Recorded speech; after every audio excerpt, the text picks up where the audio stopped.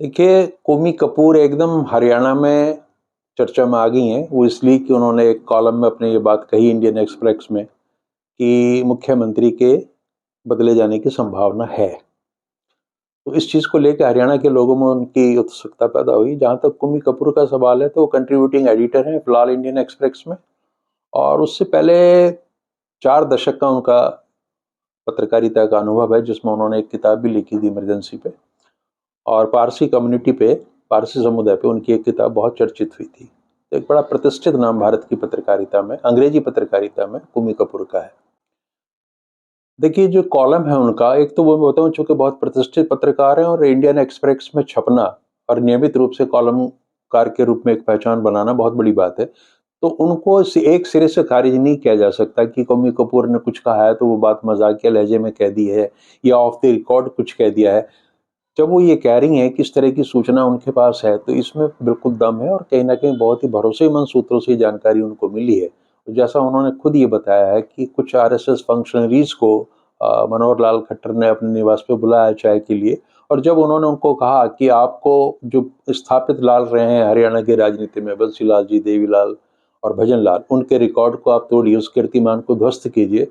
तो उनके चेहरे पे कुछ निराशा के भाव आए। उन्होंने कहा कि नहीं, नहीं, मेरे जीवन का मतलब मेरा उद्देश्य ये नहीं है कि मैं उस रिकॉर्ड को तोड़ूँ, और मुझे तो इसके विपरीत कुछ लग रहा है। उन्होंने ये शायद बताया होगा कि बीते दिनों उनकी मुलाकात हुई है नरेंद्र मोदी जी से। तो मोदी जी ने जिस अंदाज में उनसे पूछा कि आप खुश हैं? तो इससे मेरे को उनको मन यानी खट्टर साहब को ये लगा कि कहीं न कहीं उनके दिमाग में कोई ऐसी चीज़ चल रही है कि जिससे वो मोदी जी संतुष्ट या खुश नज़र नहीं आ रहे। नहीं, प्लांटेड हो सकती हैं, लेकिन जिस तरीके का कोमी कपूर का एक कॉलमिस्ट के रूप में, एक जर्नलिस्ट के रूप में जो उनकी ख्याति है पूरे देश में, मुझे नहीं लगता वो इसको दांव पे लगाएंगी किसी भी तरीके से। और इसमें दो लोगों की प्रतिष्ठा है। एक तो इंडियन एक्सप्रेस अखबार की अपने संस्थान की बहुत बड़ी प्रतिष्ठा साथ में जुड़ी है, जिसके बारे में ये पता है कि बिल्कुल एक स्थापित मान्यता है कि इंडियन एक्सप्रेस में जो छपता है उसके कुछ मायने होते हैं, वो सार्थक चीजें होती हैं। दूसरे, कोमी कपूर का अपना व्यक्तिगत जो उनकी प्रतिष्ठा है वो इस समाचार से जुड़ी है। तो मुझे नहीं लगता कि किसी भी स्तर पे ये चीजें केवल हवा हवाई हैं या इधर उधर से सुन के लिख दी गई हैं। अगर उन्होंने लिखा है तो इसके कुछ मायने, और ये इसमें परिवर्तन हो या ना हो, मुख्यमंत्री हटे या ना हटे, लेकिन अगर मैं खुद को महदूद रखूं इस खबर तक, तो इस खबर में पूरी तरह से सच्चाई है। देखिए, केवल फेल्योर की बात नहीं है। अभी आपने देखा होगा गुजरात में कुछ समय पहले पूरा का पूरा चीफ मिनिस्टर ही नहीं हटाया गया, पूरा मंत्रिमंडल हटा दिया गया। उन लोगों को वर्तमान चुनाव में टिकट तक नहीं दिए जा रहे। तो कौन राजनीतिक दल किस तरीके से चीजों को लेता है, उसको ये लग रहा होता है कि भाई 2024 की योजना जो हमारी है उसमें खट्टर साहब फिट नहीं बैठ रहे किसी तरीके से, या पार्टी को लोकसभा की 10 सीटों में से कितनी सीटें वो जिताने की स्थिति में है या नहीं है। इस तरह के आकलन उस स्तर पे होते हैं। अभी जो एकदम से जो विषय लगा है वो है पंचायती राज के चुनावों का।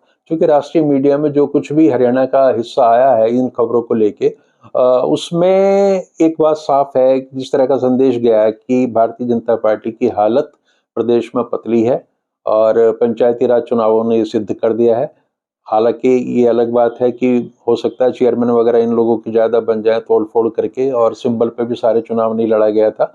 लेकिन एक मैसेज तो दिल्ली ये पहुंचा है कि भारतीय जनता पार्टी की धरातल पे स्थिति कमजोर है हरियाणा में, और हो सकता है कि उसको लेके नरेंद्र मोदी जी बहुत चिंतित हों, क्योंकि 2024 का सवाल है।